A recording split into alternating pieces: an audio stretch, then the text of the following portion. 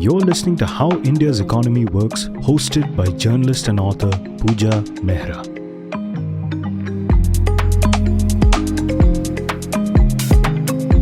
Have you noticed the promise on airline tickets that goes something like, please report to us before flight departure time for a hassle-free airport experience? How often is the experience hassle-free? Not too often in Delhi, at least, I suppose. Fog is an annual cause of delays and chaos in Delhi. This year, it triggered some unusual overreactions from furious travelers. One passenger assaulted the pilot that announced that the flight would be delayed yet longer. Passengers had their meals sitting on the tarmac in protest. In advanced economies, flight operations remain unaffected even in far more adverse weather conditions. Why does Delhi airport then become a nightmare every winter? The summer season is unlikely to be better. Mumbai airport has already said that it's asking airlines to reduce the number of flights because it can't handle so many passengers. This is not the way to become the fastest growing air travel market in the world, which India is likely to be in a few years. Airports are incredibly complex. I first realized this during my long conversations with Rajesh Vetcha when the Delhi airport was being privatized around 2006 or so, if I remember correctly, and in which he was involved. I was taken aback at that time when he told me, I remember, that one of the complications in the privatization was handling the various types of staff at the airport, such as employees whose job was to chase away birds to avoid bird hits with slingshots. Must be the only airport in the world that does something like this. Rajesh was a journalist before he joined the corporate world, where he worked in public-private partnership projects and infrastructure such as aviation, energy, highways, and special economic zones. He's also had a short stint in banking. He's a marathon runner and organizer and a fitness freak. There isn't a marathon in the world, I think, that he hasn't participated in, and that's how he's seen so many offbeat airports around the world. He's currently a doctoral candidate at NALSA, Hyderabad, looking into the challenges of business regulation with special reference to aviation infrastructure. Hi, Rajesh. Thank you for coming to the podcast. You and I have talked about airports and aviation for so many years since the time Delhi airport was being privatized. And all along, you've told me all these insightful stories that as a passenger, I wouldn't ever get to know, which helps me understand what goes on in the running of airports. Airports are very, very complex structures in terms of operations, safety, the purpose, the number of stakeholders. So it's a very, very challenging atmosphere. It's also interesting that it's the fastest mode of transport, that is aviation, airlines, air transportation, the easiest. And the complexities behind it are huge, and it involves various stakeholders. For people like us who we always imagined about Western things like that, books by Arthur Haley were a very, very good insight. It can be the hotel, it can be the airport. And I still remember that book by Arthur Haley, how it starts with the airport general manager, Mel Bakersfield. What happens on a very interesting day where there's a massive snowstorm, and what brings a hold on the airport operation, and how it leads to runway closures. The book vividly describes every single aspect of the airport, which as a common man wouldn't know. You look to yourself as just a flyer. You think that the airport is a place where you go and check in your baggage and you fly and then you reach your destination. But the airports are a very, very complex gridlock of networks. And that book describes beautifully what happens when a snowstorm comes, how the airport operations are closed, what happens to a departing airline, what happens to an incoming airline, and then the chaos results in the wrong side of a runway, then the emergency services are in place, and what happens to, meanwhile, to the passengers, what happens to your baggage. Every single aspect of the airport operations is covered so beautifully. Anybody, Rajesh, who's read this book or watched the film Terminal, it completely changes your perception of airports because, most of us, we are in a hurry. We are rushing to the airport. We get into a flight, we get off, and the entire focus is on the purpose of the trip being undertaken. But the life of the airport itself, what all goes into making sure that we are able to make that journey comes through very vividly in both this book and as, you're saying all these films, especially Tom Hanks in Terminal. All this kind of dates back to the Second World War, wherein, after the Second World War, the entire tiredness out of having the war and So the defense industry, and you had a robust aviation industry which was more defense oriented, and suddenly they realized we have so much research technology, we can't use it for defense. But probably that's when the civilization boom started. The onset of the jet age kind of completely changed this market. So all these airports which you had in many of the places had very little to do with civil aviation. Probably they were for defense, for other purposes, and it was still not affordable. So as the boom happened in civil aviation, then like for example, JFK, one terminal got full, then they constructed another terminal, that got full, another terminal, that got full, another terminal, and it came to 8 terminals. So it created a lot of inefficiencies in the system, wherein like for example, you wanted to have say Starbucks, and they tell you that you go to terminal 3. If you want to eat in McDonald's, go to terminal 5. If you want to go to some other place, go to terminals 8. So it's a lot of confusion. So all these things which have happened in Europe and America kind of changed the way. I would say it probably, I would give the credit first to the Hong Kong airport, which came in the 90s. They had to move out of Kowloon due to the congestion, wherein they decided that we'll have a single terminal wherein domestic, international, it's seamless. And Hong Kong also had a space constraint. It was on an island, so they did this very well in terms of how Hong Kong did it. And that became the model in which the rest of the airports that came in, it can be Malaysia, it can be Singapore started working on it, Dubai, then Delhi. You had a whole range of airports, including now European airports started seeing how they can integrate terminals.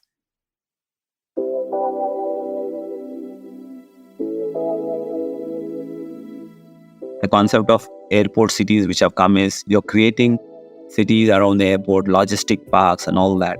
So I'm sure you have been to Amsterdam. The airport is one, but the entire area around the Amsterdam airport, it's got the largest flower auction center, then you have the banking hub, you have so many other things which are added to. So airport itself has become a city. Like earlier, ports created a lot of development around the seaports, but now airports are becoming very big. So each city in India has the potential or anything to do about. I'll give you a great example, I would say, is that of the FedEx hub. So FedEx is one of the biggest logistics. For different people, it means different things. The courier company, logistics company. FedEx has got its hub in Memphis. So it's been there for quite some time now, probably 30, 40 years. That is a base airport for most of FedEx's flights there in US. The FedEx hub in Memphis will probably have anything between 300 to 400 movements in a day. Delhi is probably around 1,000 if I'm not wrong. I just need to kind of reconfirm it, but it's around 1,000 movements, I think so, if I'm not wrong. So one movement is one landing, one movement is a takeoff. So it means 500 flights have landed and 500 flights have departed. That's how it is. Why I'm narrating the example of FedEx is how it's been created as a cargo hub. New York could have been a big cargo hub, or Chicago could have been a big cargo hub. But very clearly and cleverly, I would say the federal FAA, the cities all work together. Let's create a hub somewhere where the land is cheap. And then they have created such big logistics centers. Like for example, today, say Walmart, it's got such a big logistics hub that today any part of USA suddenly requires something of Walmart. It can be taken off from the FedEx hub. There is a cornea eye bank, which is there in FedEx hub. There is something known as blood testing labs. So blood samples across USA get flown to Memphis. They get tested and the results come out. There are other kind of hardware repair centers. So it's created employment, it's created so many other opportunities. And what is also interesting is they do have commercial flights. But for a change, when you go to that, if it's 4 FedEx flights are taking off, probably it'll be 1 commercial flight. So it's a very interesting thing which created employment, built this entire thing. Rajesh, what you're saying is that instead of creating a logistics facility in the already congested New York airport, JFK or something, or in Chicago, what has happened in the US is that, for instance, FedEx has come together with the city authorities, with airlines, with something like Walmart or other companies that need goods and services to be flown across the country. All of them have come together and they have set up a Fed in this particular place. And how it operates is that instead of like flying, for instance, human organs that need to be in emergency delivered to hospitals, instead of these being flown through crisscross journeys across the country, they can simply be done from one particular hub that has been created with the sole purpose of keeping costs low and movement efficient. And it has been done in a place where real estate cost itself was low. So they have resisted the temptation of doing it in a New York or a Chicago. It's 100% right. You should explore airports like Nagpur, Central India, and other places. You kind of disperse logistic centers to those places, incentivize those areas for growth, not make real estate more expensive in the cities, not make it more congested. Government was telling about there are some 140 airports, and so the recent development of airports is, if you look at smaller airports, they've constructed a terminal building, probably made the runway operation. But what is critical is these airports, if they have to survive, you need to have airlines coming in. So if airlines have to come in, you need to create the market for that. The city has to play a role. The state government has to play a role to make it attractive. So towards this, what they have done is, generally airports are always, look at the bigger airports which have traffics, are profitable and all that. But even now, recently airports, the tier 2 airports, say Mangalore, and all these are not very profitable. I don't know how it's going to work. So the government needs to come out at a different model wherein the city is also investing in it. Probably, the airline invests in it.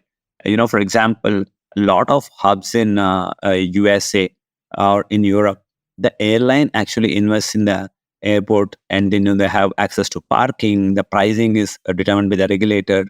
You want to start by telling me how the deregulation process started and where it went wrong? The 1991 liberalization, I would say that's a very key milestone even for the aviation sector for two reasons. First and foremost was that the airlines were deregulated. Earlier, you just had Air India and Indian Airlines and Vayudut, which was again a government subsidiary. But then they agreed to allow private sector to come into this play. And 90s, with the liberalization, air travel boomed, mainly business travel and international travel boomed.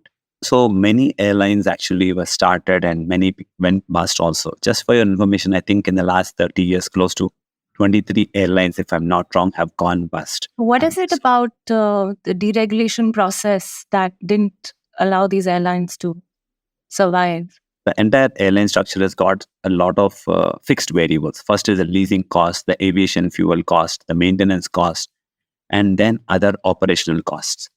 So the first thing of the cost of the aircraft and the cost of aviation turbine fuel are literally out of their hands. So we don't have adequate structures to ease the cost of aircraft leasing and can come into India. How other countries do is they have their own aircraft leasing companies and they can do it and it becomes easier. Unfortunately, India has not got. So that's where you have a lot of holding companies. What's the reason for this structure?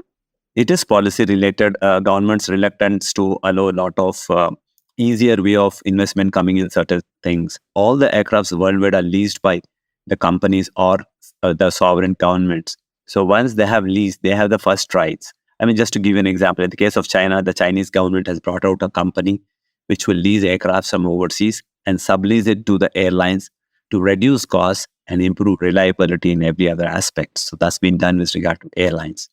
With regard to airports, 2006, when Delhi airport was privatized, and so was Mumbai, they came out with the T3 and then operational efficiency, everything improved. Every time you buy a ticket, the ticket says that, for a hassle-free airport experience, arrive 2.5 hours early at the airport. And with that ticket, we enter the airport 2.5 hours before flying time. From that point on, for most of us, the experience is anything but hassle-free, especially if you live in Hyderabad. You're right now in Hyderabad, one of the best airports in the country. But, for those of us who, especially winter months, we travel using Delhi airport, this year's chaos was tremendous. But every year, it's not exactly a hassle-free experience. So what goes on? Why are we not able to give air passengers the experience that international airports where I've seen sometimes, planes are taking off every 15 seconds in minus 30 degrees Celsius, Toronto, for instance, blizzard conditions, completely unaffected operations. But why are we not able to do that in India? The challenge of Mumbai and Delhi was that they were brownfield, and you had to kind of expand for wherever it is. So I would definitely give a lot of credit to what happened in Hyderabad and now subsequently what Bangalore has been doing. The new airport at Goa is also very interesting. So they have taken a very long-term perspective how to kind of do things. expand, still give the passenger as much possible the best experience. They have a 30-year or 40-year master plan to handle this entire process, which is great. But, as I told you, this induced demand. You increase the airport, the passenger traffic increases. Like, for example, Hyderabad is 22 million now. They've done a new expansion for 40 million, 35 whatever million they have done it. Once it comes to 35 to 40 million, they have to do another terminal.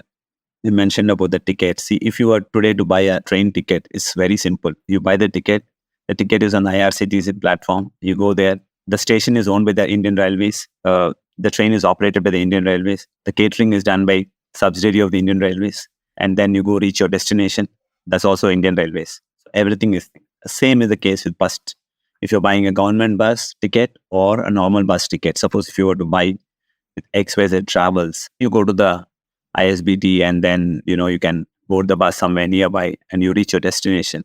So here, everything is in the hands of a single entity or probably a couple of entities. But the airport situation is very different.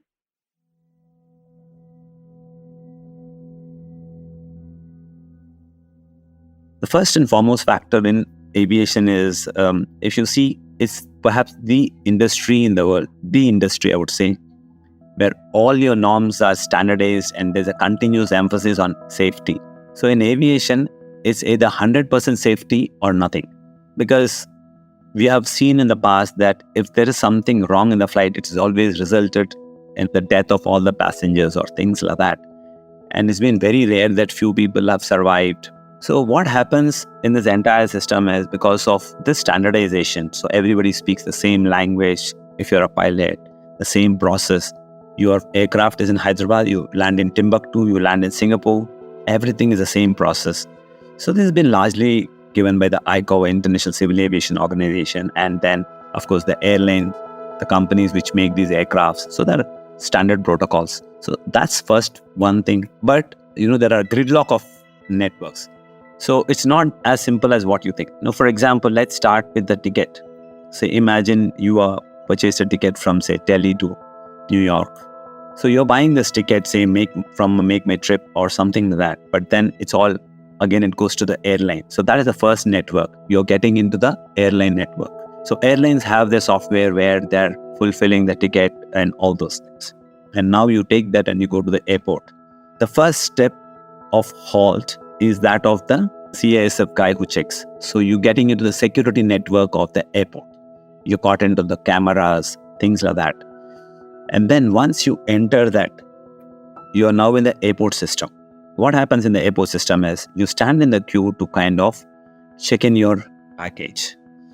Here, the hardware, software is all provided by the airport network.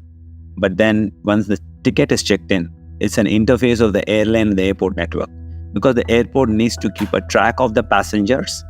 And what really happens is that now you become part of the airport system.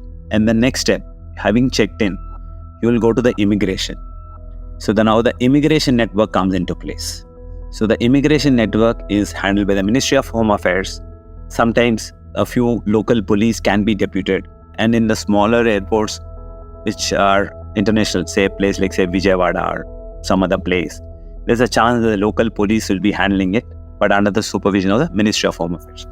So now we have had an airline network, then you have the security network, you have the airport network, now we're coming to the network of the Home Affairs.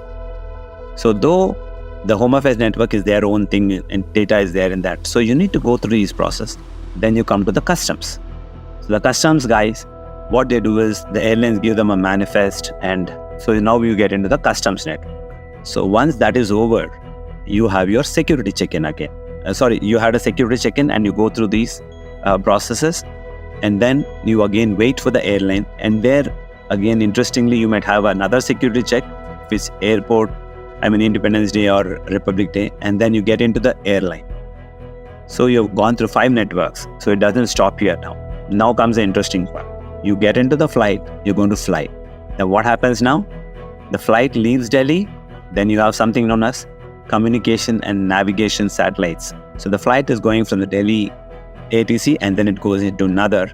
And then every flight worldwide is monitored in an ATC. When they pass one area of their ATC jurisdiction, then it can go into the Lahore ATC, it can go to some other ATC. So till you take your journey to New York, depending on the flight route, continually your aircraft is monitored till it lands in New York.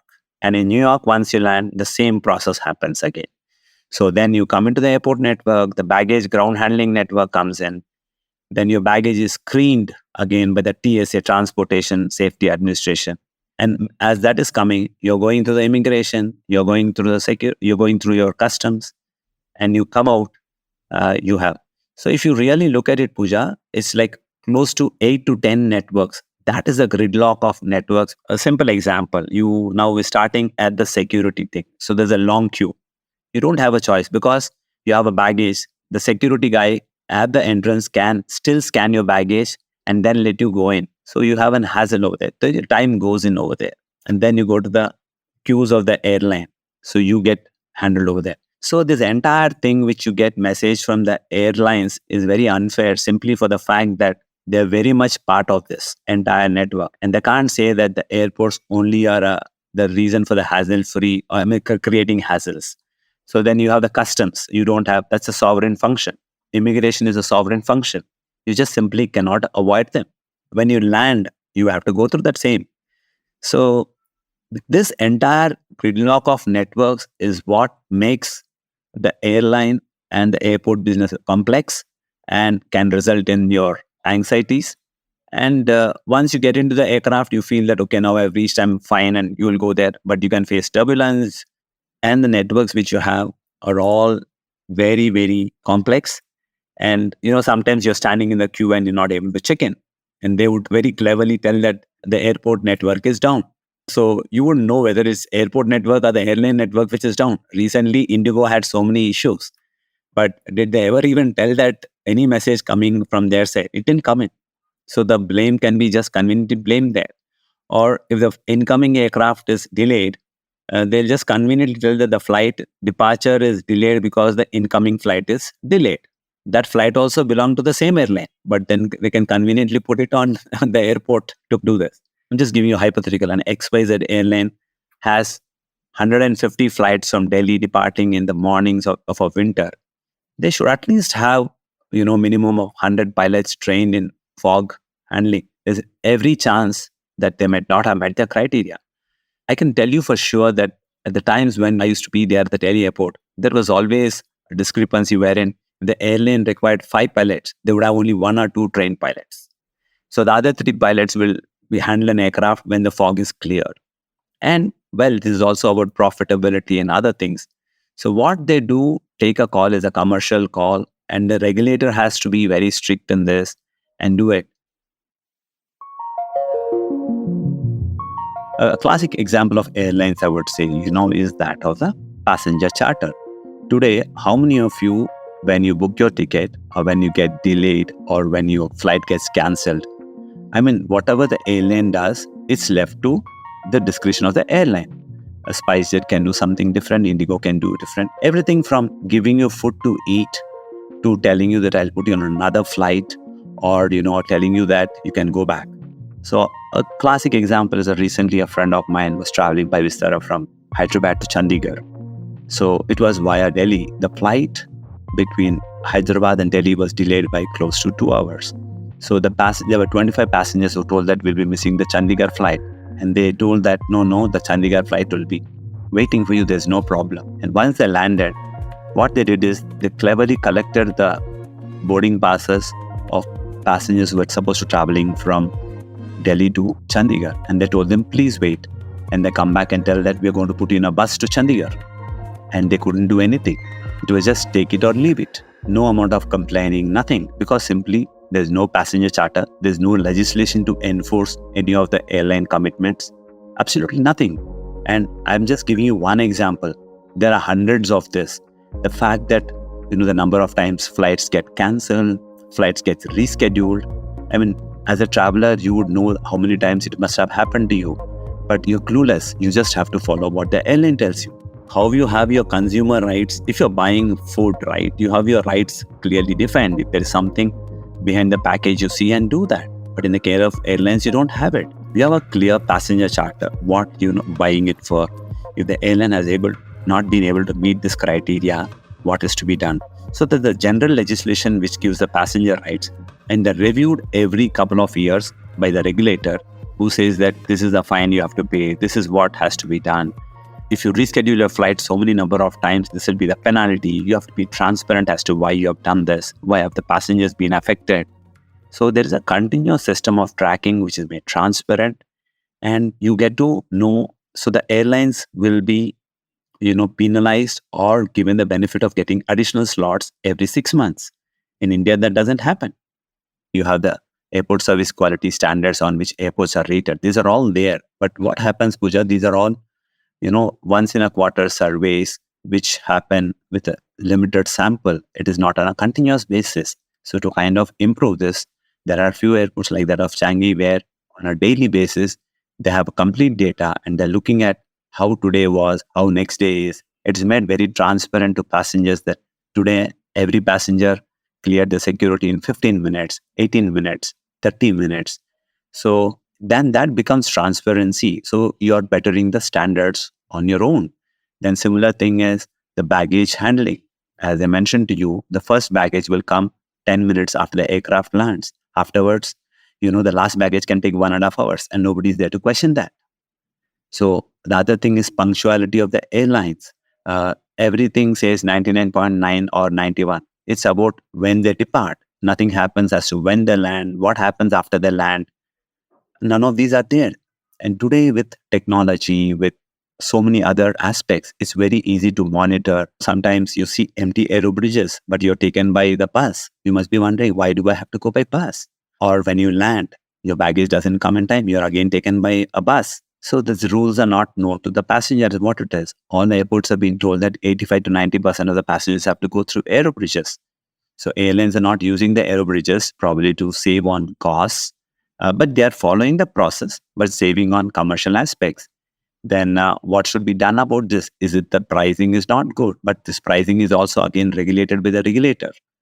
So there are other factors on that. So if you take care of this, it improves the passenger efficiency, it improves the utilization in the airport. It gets to better operational efficiency for the airlines also. But, this doesn't seem to be a meeting point in this. If you look at other countries, there are very clear guidelines that you have to use this and this is the way you have to work. And if the airport doesn't meet the certain criteria, suppose the airport delays on some aspect or something, there are penalties which the airport has to pay the airlines. So everything is very clearly defined in the entire process flow of, from the time a passenger enters to the time a passenger leaves. So there are every single angle, there are performance criteria, there are service levels defined.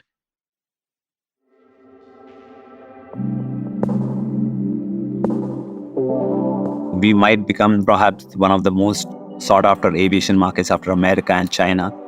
But then, trust me, we are nowhere there in terms of your service standards. Today, the largest airport is the Riyadh airport. The busiest airport is Atlanta. The airport with the maximum number of air traffic movements is either Heathrow or O'Hare. The best service standards are Changi. Then the best cleanliness, all this can be some other airport, the Chinese airports. It's very interesting that, sometimes there is no standard set parameter to say which is the best airport. But there are very interesting practices which can be taken up from various airports, which is what a lot of the Indian airports have done. And it's just a matter of how you customize these kind of things to the Indian needs. I'll give you a few interesting examples.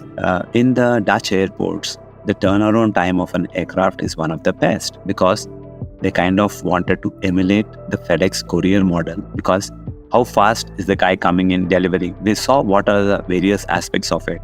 They wrote down that there are 25, 30 things. It's like, somewhere, the Formula 1 cars, when they change their tires, once upon a time, it used to take 25, 30 seconds. Now it takes as less as 1.13 or 1.5 or 2.5 seconds to change a tire. So it's an entire team effort, everybody coming together and doing it. So that is how the Dutch airports have done that. Similarly, in terms of cleanliness, as I mentioned to you, Singapore, it just stands out in terms of cleanliness. So if worldwide it says that you have to clean the toilets once in an hour, or that's a standard that's been set for. Singapore does it every 15 minutes, 20 minutes. So every time you go in, the standards are clean. Then similarly, if you're looking for baggage retrieval systems and all that, so different airports design different kind of systems so that the baggage is delivered. A good example, as you see when you travel to Europe and all that, though the immigration queues can take time, usually by the time you're there, your entire baggage is there. So that is another thing. Then immigration, as you see, different places have different policies in the way you do it. From the Europeans having a European card wherein you don't have to stand in the queue, or now we are having this pre-checked in travel. I don't know if you're aware. If you're a passenger traveling to America via some of the, I think it's Etihad, your immigration check-in is being done at Abu Dhabi rather than New York. So once you get off in New York, you can just walk out directly. Do you think it's because, we have this whole VIP culture, people who are decision makers and policy makers actually never get to experience what the average passenger goes through because they have access directly to the aircraft. They are driven on the tarmac to the aircraft. They have no idea what it is like to sit and wait for flights or queue up for various things that you have to go through in getting into an airport from that point to the time you get into the flight. And probably there's a disconnect between the policy maker and the passenger. As a student of public policy, I can get the first and foremost thing that's currently happening in all aspects is the person who makes the policy doesn't seem to be the user, and the user doesn't have a say in the policy. Got me interested in airports was a conversation you and I had when Delhi Airport had to be privatized, the management of it, and it was becoming so difficult because there was so much opposition to it. And you met me, probably the first time we met, and you explained to me how complex airports are. And the examples that you gave me, for instance, you said that on the rolls of the Delhi airport were staff members whose job profile or job role was to use slingshots to chase away birds to prevent bird hits. And nobody can imagine that there could be such a job on an airport. And then you told me how the runways were at cross angles. And although Delhi Airport had 2 runways, they could not be used at the same time because otherwise there was risk of collision. One of the interesting things which I told you probably forgot is, the airport had a few langurs to chase away monkeys. You've come to a point where you're writing a PhD on regulation of airports among probably other infrastructure projects. So what are you recommending for regulation? Yeah, it's at early stages. I think I would just wait for my thesis to be completed rather than kind of speculating. Yeah. So it's definitely a lot of things that I would be hoping to bring out and which can capture the attention of the policymakers. But I really hope that, you are able to quickly put it together and it becomes one of the things that helps Indian regulation of airports become better. And on that note, let me say thank you to you for this conversation. Thank you very much, Puja. Thank you once again for inviting me for this podcast. Thank you. Yes.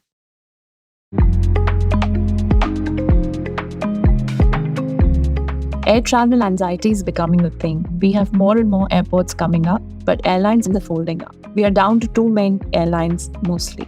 A duopoly market in which the passenger is quite at the mercy of 2 dominant airlines. We need to relook how we run our airports and airlines and put passenger experience at the center of it all.